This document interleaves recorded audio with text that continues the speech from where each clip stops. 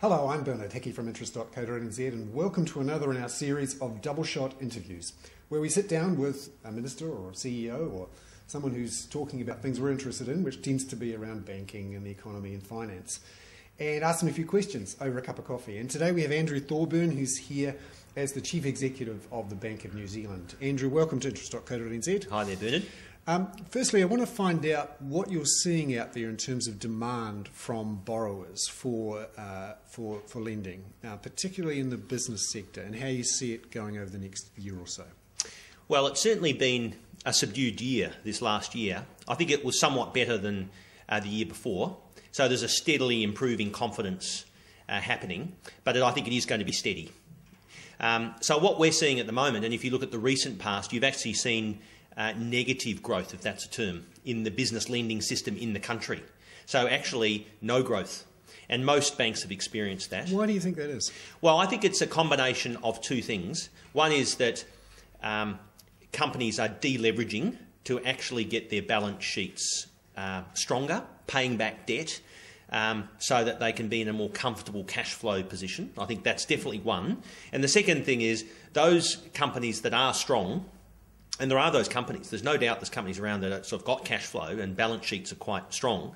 They're not confident yet in making that big commitment to an expansion or an acquisition or anything like that. So they're just lacking a little bit of confidence in making those steps that you expect at this point in the cycle.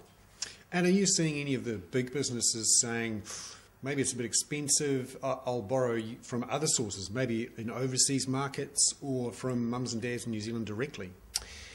I don't get that feedback a lot, that it's the price that's worrying them. It's more they're looking at the outlook of the international economy, exchange rate, perhaps rising interest rates, and they're seeing the impact on potentially their clients and the demand for their products and services. So I think it's more about that rather than the cost of borrowing, although you are seeing some larger corporates obviously going direct to market now and making bond issues direct to retail investors, which actually I think will be something that will be generally an ongoing theme.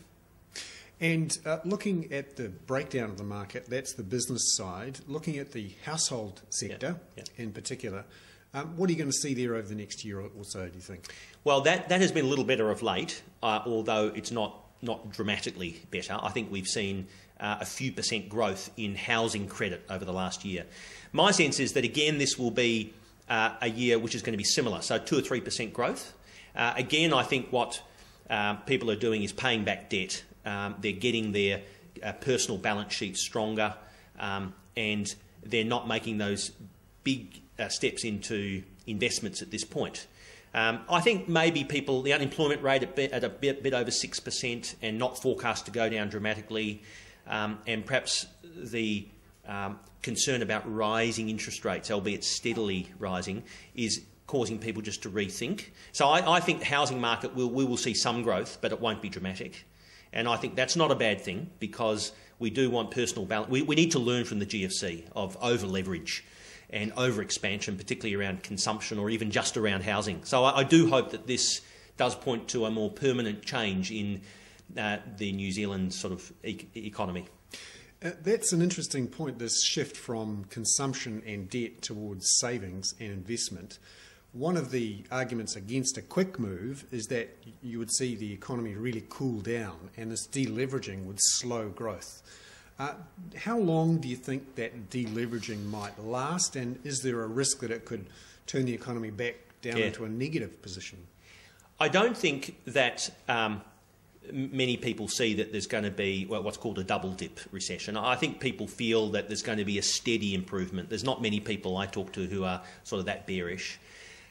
Obviously, when we think about it, that we do want businesses to borrow because that way they can invest and grow at a faster rate. So there's no doubt that we need to get to a point where there is appropriate steps being made by businesses and banks to support them, because that way they're going to create jobs and wealth and export revenue, and the economy is going to grow. So I don't think it's in anybody's interest for deleveraging to continue indefinitely. But what we want to see, I think, is when things do start to improve, that it's sustainable. And I think for it to be sustainable, balance sheets of businesses and households, but let's take businesses, really need to be robust. You know, they need to have less debt and more equity, clear cash flow plans, understand the 2 or 3 scenarios that could go against them that would really hurt them and how they'd handle that, good management and leadership. And I think these are things that in New Zealand we do need to lift our game on, these things. Do you think the structures are right in the tax system and our savings system to achieve that switch from savings, from consuming and debt to savings and investing?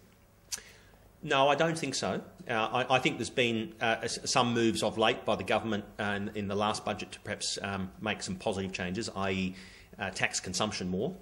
But I do think that as we go forward, so firstly I think the government probably doesn't have a lot of room in the next couple of years when you look at the fiscal position. And I think they're going to be disciplined around that, and that's good. But I do think we need to have a few more major changes, generally, not just in tax. Now, one of them, though, is the tax system to get the signals right. And I think one of the things we do need to do is increase the rate of savings and capital generation in the economy, because that makes us more self-sufficient as an economy. It doesn't mean that we won't use offshore investors or funds. I think that's not the point. Less, and so that you're less subject to volatility and shocks. And for a small trading nation, we need to do that. So I think part of it is increasing our rate of savings and capital generation. One of the ways that can be done is through the tax system, and I do think there needs to be some changes over time. And I think the Savings Working Group is another way of that debate happening, because we need to make some considered balance calls here. There's no easy quick fixes. Now, you alluded to this issue of funding there, in particular that New Zealanders and their banks have borrowed a lot over the last 5 to 10 years from offshore investors. When the markets froze after the collapse of Lehman Brothers, the banks had to look for other sources of funding, and the Reserve Bank is encouraging the banks to do that by bringing in this core funding ratio. That's expected to increase from 65 to 75% over the next couple of years. Do you think that's possible, looking at what's happening in the banking system at the moment? Well, at the moment, that's a requirement. For banks, the Reserve Bank, the regulator, has required that. They have said there's some flexibility, yes, though. Yes. So let me come to that point. Let me back up a bit. I think one of the big learnings out of the GFC is the importance of banks having very stable balance sheets. Obviously, getting their lending right. That's where most of it went wrong. Over leverage. But capital position and their funding position. Now, funding, first of all, we need more reliance on domestic savings. And the banks are obviously hotly contesting that now, because that's more available and more stable. So that makes sense. We are going to require borrowing offshore, and that's not a bad thing. It partly depends on the tenure of it. Obviously, longer's better. The price of it, cheaper is better. And then where that money gets invested in the economy, whether that's done in a smart way to create wealth. So that is a separate point. But we have been pushing more to get longer-term funds offshore, and there is a lot of interest in New Zealand. It's quite well regarded. It's a stable economy, good open system, good banking system, freely floating currency, independent Reserve Bank. Investors like that, right? And when they're lending to European and American other counterparties, they say, Australia, New Zealand, that's interesting. It diversifies their risk. So we have got some good things going for us.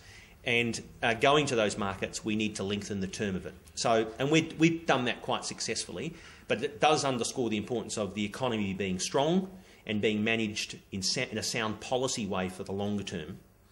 And I think the CFR, the funding ratio you refer to, we're well above that at the moment. It moves to 70% next year. We're already well above that. And we will obviously move if the Reserve Bank require it. And we've had good dialogue with the Reserve Bank, and we've said you should just keep that on watch, because what it does do is it is more costly. Because what it means is that we need to raise more money offshore, more long-term money, and that's more expensive. So I think it is something that we should monitor. It doesn't need to change today, but I think we could potentially overdo it, and it's getting that optimum bit right. At the moment, I think it's about right.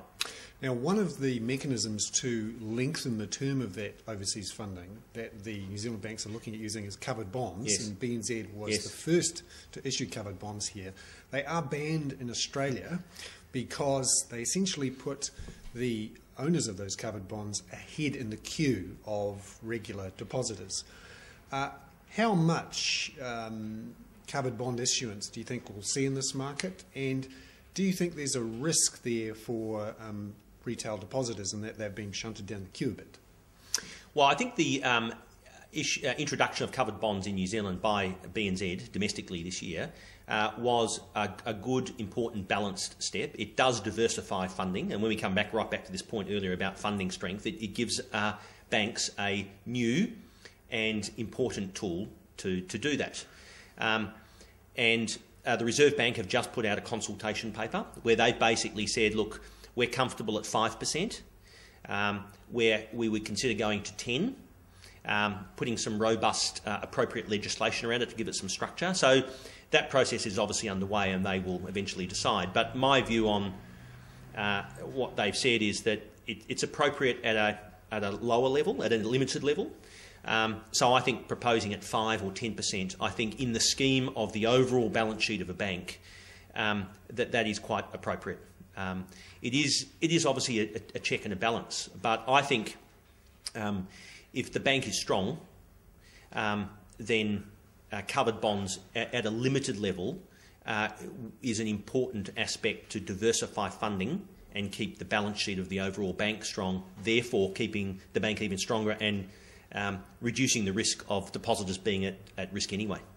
Great. Andew Thorburn, the Chief Executive of Bank of New Zealand there, and another in our double shot interviews talking about things we love talking about, interest rates and funding and banks and that sort of stuff. I'm Bernard Hickey for interest.co.nz.